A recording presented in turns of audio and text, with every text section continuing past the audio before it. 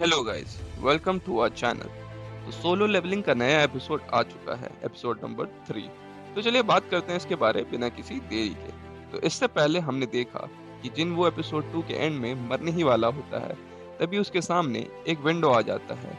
उसने एक quest unlock कर लिया है और उसे ऑप्शन दिया जाता है कि क्या वो जीना चाहता है, यस और नो, जिस पे वो यस सिलेक्ट कर लेता है। इसके बाद थर्ड एपिसोड की शुरुआत होती है, जहां हम जिन्वू को एक हॉस्पिटल में डर से उठते हुए देखते हैं। वो देखता है कि उसका जो एक हाथ और पैर कट गया था, वो दोनों ठीक हो चुके हैं। यहाँ तक कि उसके सीने में जो तलवार स्टैब की गई थी, वो भी ठीक हो चुकी थी। वो सोचता है कि क्या ये सब एक सपना था। इसके बाद उसके रूम में हंटर एसोसिएशन से 2 एजेंट आते हैं। जिन्हों को बताया जाता है कि वो 3 दिन से बेहोश था, जिसपे वो सोंग चियूल और जूही के बारे में पूछता है। एजेंट उसे बताता है कि वो दोनों ठीक है, हालांकि मिस्टर सोंग का एक हाथ कट चुका है, तो उन्होंने हंटर की जॉब से रिटायर होना पड़ेगा। और जूही भी उस इंसिडेंट के बाद काफी ज्यादा डर चुकी है और उसका ट्रीटमेंट चल रहा है। टेम्पल वाले इंसिडेंट में टोटल 6 हंटर्स ही बचे थे। जैसा कि बाकी हंटर्स ने सिचुएशन के बारे में एसोसिएशन को अलर्ट करा था, वहाँ व्हाइट टाइगर गिल्ड के हंटर्स पहुंचते हैं, पर उन्हें वहाँ सिर्फ जिन्वू मिलता है। कोई भी टेम्पल स्टैचू जो कि बताया गया था, उसमें से कुछ भी नहीं था वहाँ पे। इसके बाद एजेंट जिन्वू से कहते हैं कि शायद उसकी सेकेंड अवेकनिंग हुई है।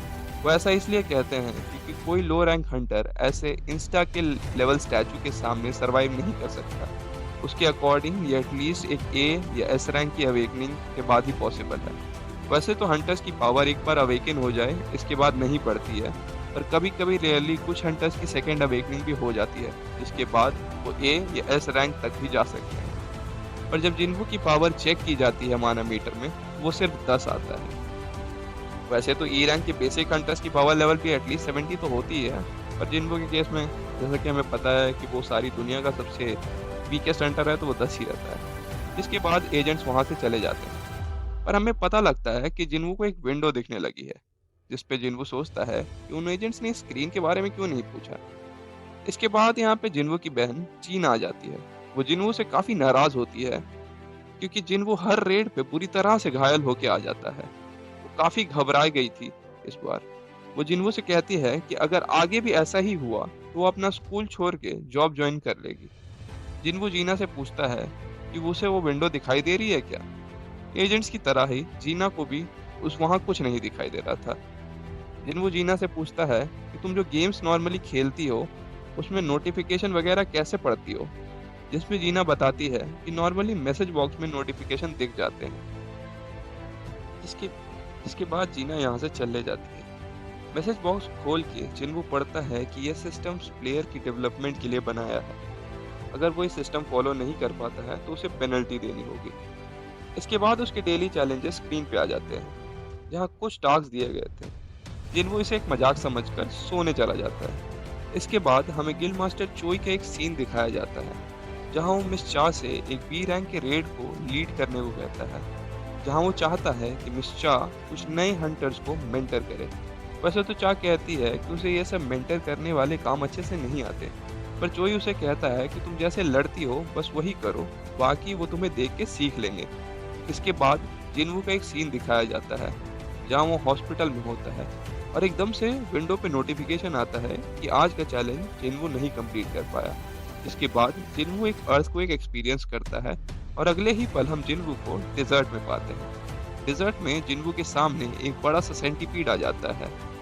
उसे इस डेजर्ट में 4 घंटे सरवाइव करने होते हैं एज अ पेनल्टी। जिन्वू पूरी जान लगा के भागने लगता है। इधर हॉस्पिटल में नर्सेस परेशान हो रही होती है क्योंकि जिन्वू उन्हें कहीं नहीं मिल रहा होता है। जैसे तैसे जिन्वू 4 घंटे निकाल ही लेता है। इसके बाद हम चूही का एक सीन दिखाया जाता है, जहाँ उसे कम हंटर्स होने के कारण एक डी रैंक के मिशन पे बुलाया जा रहा होता है, और उसकी मेंटल स्टेट ठीक ना होने के कारण वो मना कर देती है। जीना को इनवाइट करने वाला आदमी बताता है कि जिन्वू को होश आ गया है, जो सुन के जीहू उसे हॉस्पिटल मिलने आ जाती है, जहां जिन्वू अपनी डेली क्वेस्ट पूरे करने में लगा था। जिन्वू को होश में आए 4 दिन हो चुके थे और कुछ चीजें जिन्वू समझ चुका था। पहला, उसे कोई वहम नहीं हुआ है, ये विंडो असलियत में है वहां पे। जब जिन्वू डेली चैलेंजेस को पूरा करता है, उसे 3 तरीके के रिवॉर्ड्स मिलते हैं। पहला, फुल रिकवरी, जिसे उसने जो भी एक्सरसाइज किए होते हैं उसकी सारी थकान मिट जाती है। नेक्स्ट है एबिलिटी पॉइंट्स, जो कि वो यूज़ करके अपनी स्ट्रेंथ, एजिलिटी, इंटेलिजेंस जैसी चीज़ें बढ़ा सकता है। जुनवू हमें बताता है कि वो अपने स्ट्रेंथ लेवल में इंक्रीज सच में फील कर पा रहा है। और आखिरी रिवॉर्ड है स्किल और इन्वेंट्री वाली स्क्रीन। इस स्क्रीन के बारे में अभी हमें ज़्यादा तो बताया नहीं जाता, पर शायद आगे जाके हमें इसके बारे में और चीज़ें पता लगेंगी। चैलेंजेस पूरा करने पे जिनवू को एक रैंडम बॉक्स मिलता है। वैसे तो इस बॉक्स में जनरली पेन्स और बैंडेजेस ही मिलते हैं इससे पहले, पर इस बार उसे एक डंजन का की मिला है वहाँ पे। इसके बाद हमें जिनवू की मम्मी का बैक स्टोरी दिखाया जाता है। जिनवू की मम्मी 4 साल पहले एकदम से बेहोश हो जाती है घर में। हॉस्पिटल ले जाने पे पता लगता है कि जिनवू की मम्मी को एक बहुत ही रेयर डिसीज हो गई है, जिसे वहाँ पे इंटरनल स्लीप डिजीज भी कहते हैं। ये बीमारी 10 साल पहले जब गेट्स खुलना चालू हुई थी तब से सामने आई है। उनके अकॉर्डिंग ये बीमारी माना एनर्जी के कारण होती है और अभी भी मेडिकल वर्ल्ड में इसका कोई इलाज नहीं है। जिनवू अपनी फैमिली को सपोर्ट करने के लिए एक कंस्ट्रक्शन साइट में काम करने लग जाता है। इसके दौरान जिनवू की हंटर एवेकनिंग हो जाती है। जिनवू खुशी से जीना को कहता है कि अब मैं एक हंटर बन चुका हूँ और अब हम मम्मी का इलाज का खर्चा आराम से अफोर्ड कर पाएंगे। और जैसा कि हम सब जानते हैं, जिनवू की हंटर पावर बहुत ही लो रहती है, जिससे वो कुछ खास नहीं कर पाता है हंटर रेड्स के दौरान। इसके बाद हम प्रेजेंट डे में आ जाते हैं। जिनवू डिसाइड करता है कि वो इंस्टेंट डंजन की यूज करने वाला है। वो सोचता है कि अगर सिचुएशन ज्यादा खराब होती है तो वो वहां से भाग जाएगा। जिनवू होल में की डालता है और वो अंदर चले जाता है, पर उसके अंदर जाते ही डंजन का दरवाजा बंद हो जाता है और विंडो पॉपअप होता है, जिसमें लिखा होता है या तो उसे डंजन के बॉस को हराना होगा या फिर टेलीपोर्टेशन स्टोन यूज करके वो वहां से निकल पा सकता है। अब क्योंकि स्टोन तो था नहीं उसके पास, तो एक ही ऑप्शन बचता है बॉस को हराना।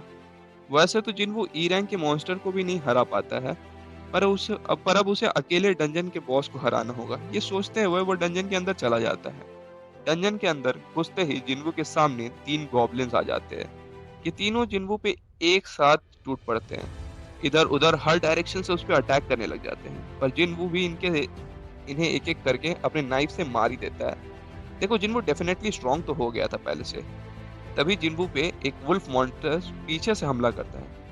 वुल्फ से बचने के लिए जिनवू नाइफ आगे करता है, पर वो वुल्फ अपने दांत से इसे एक झटके में जिनवू के नाइफ को चकनाचूर कर देता है।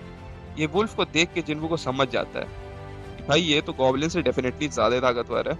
तभी एकदम से जिनवू की ना पैर एकदम से थम से जाते हैं, पर जिनवू लास्ट मोमेंट पे ना हट जाता है, उसके अटैक से बच जाता है जैसे तैसे। जिनवू को यहाँ पे ध्यान से लड़ना होगा, क्योंकि उसके बचाने के लिए यहाँ पे कोई हीलर नहीं है जूही की तरह। और इसी नोट पे हमारा एपिसोड नंबर 3 का एंड हो जाता है। तो वीडियो कैसी लगी कमेंट करके ज़रूर बताना। एपिसोड 3 के बारे में आपका क्या ख्याल है ये भी बताना। और अगर वीडियो अच्छी लगी हो तो वीडियो को लाइक करना, चैनल को सब्सक्राइब करना मत भूलना। मिलते हैं हम आपको अगली वीडियो में, तब तक के लिए बाय बाय।